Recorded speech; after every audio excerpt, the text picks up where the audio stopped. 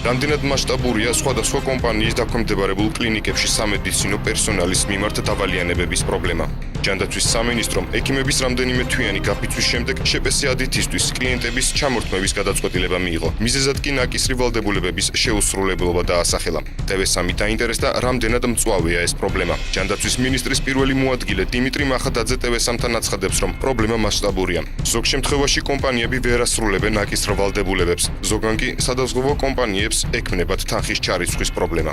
ზოგიერთ შემთხვევაში სადაზღვევო კომპანიებს შეექმნათ რაღაც გარკვეული შეფერხებები დაფინანსების უწყობობაში, თუმცა ადითის ვალდებულება იყო, რომ მას განეხორციელებინა ინფრასტრუქტურული ინვესტიციები, საკადრო განვითარების მიმართულებით ინვესტიციები და ეს დაწესებულებები, სამედიცინო დაწესებულებების ფუნქციონირება განეხორციელებინა თანამედროვე სტანდარტის დონეზე, რაც მიუხედავად იმისა, რომ არაერთი მცდელობა იყო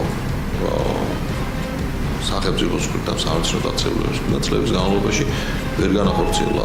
ექიმთა პროფკავშირების თავმჯდომარის ჯონი ჯანაშიას განცხადებით კი პრობლემის სათავე სადაზღვევო კომპანიებიდან მოდის. მისი თქმით, სწორედ ეს უკანასკნელნი არ ურიცხავენ კლიენტებს თანხას.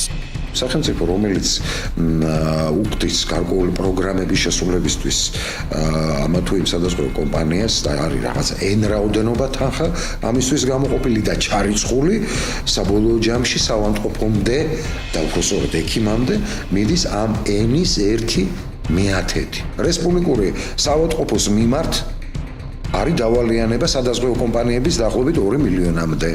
ტრავმატოლოგიური კლინიკა მოგეხსენება ტრავმატოლოგია ახლა იმყოფება დიღმის ტერიტორიაზე ყოფილი ტრავმატოლოგიის ინსტიტუტი, მათ მიმართ დავალიანება არის 1.400.000 სადაზღვევო კომპანიების.